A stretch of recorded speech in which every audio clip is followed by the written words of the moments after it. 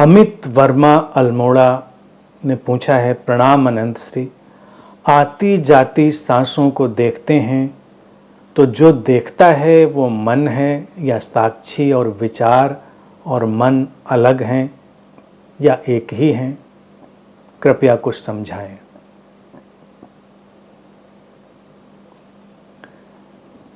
तमाम बातें घटती हैं, साक्षी, विचार, मन, चेतना, इन सब का हम कई बार गड्ढमड ढंग से उपयोग करते रहते हैं।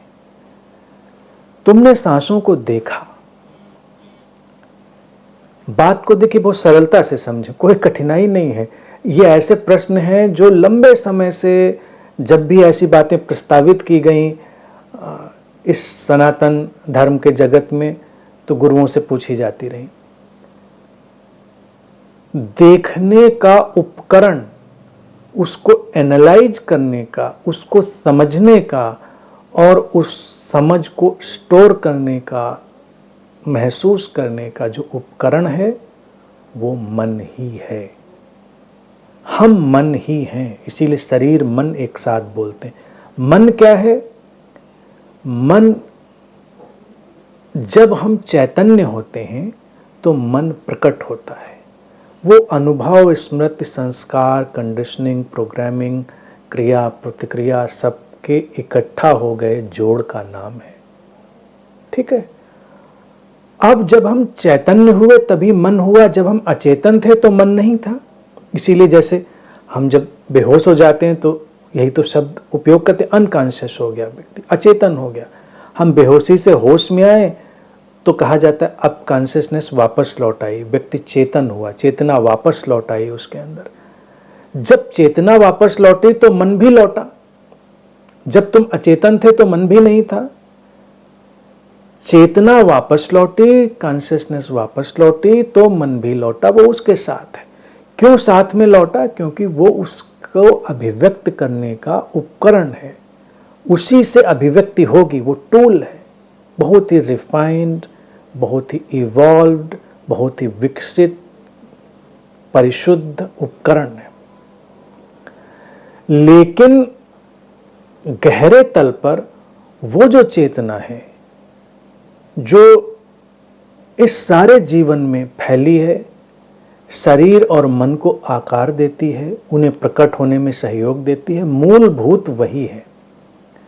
तो जब साक्षी की बात करी जाती है तो साक्षित्व तो घटता है चेतना के तल पर। इसीलिए कॉन्शियसनेस और अवेयरनेस, सजगता और चेतना शब्दों का भी कई जगह एक साथ और साइनोनिमस, पर्यायवाची ढंग से उपयोग कर लिया जाता है।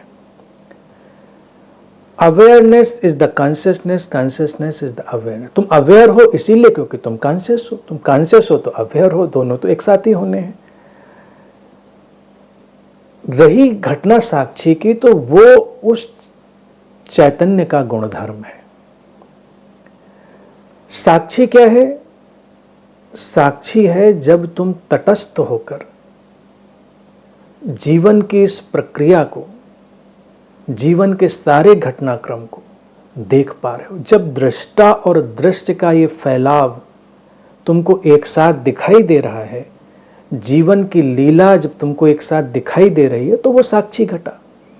साक्षी घटा चेतना में, चेतना का गुणधर्म है, लेकिन उसे जिसने समझा, जिसने उसे अभिव्यक्ति दी, वो तुम्हारा मन है। क्योंकि वो चैतन्य निर्गुण निराकार है, उसमें सारी संभावनाएं सन्निहित हैं, सारी पॉसिबिलिटीज उसमें हैं। वो अव्यक्त सत्ता है, वो अव्यक्त स्रोत है, अनमैनिफेस्टेड सोर्स है। लेकिन जब तुम कहोगे कि ये साक्षी का अनुभव आया, या तुमने इस जीवन की लीला को देखा, जब तुमने दृष्टा और दृश्य के फैलाव को देखा, तो इसको बताने वाली जो प्रक्रिया है, इसको बताने का जो उपकरण है, वो मन होगा। तो इसमें कंफ्यूजन और गड्ढमड होने की कोई बात नहीं। साक्षी घट गया, तुमने उसका आनंद लिया, तुमने जीवन की लीला के फैलाव को देखा, तुम तटस्थ दृष्टा हुए, तुम्हारे भीतर एक ठहराव आया, तुम्हारे भीतर प्रसन्नता के स्रोत फूटे, तुमने शांति की तरंगों को महसूस किया, तुम्हारे लिए काम खत्म है।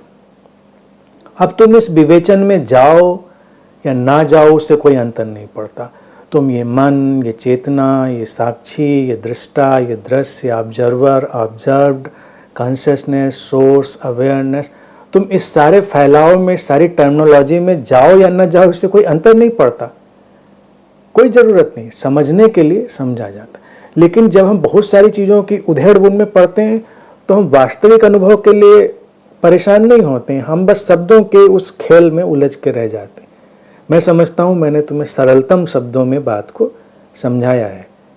इससे ज़्यादा सरल ढंग से इसको समझाना संभव नहीं है।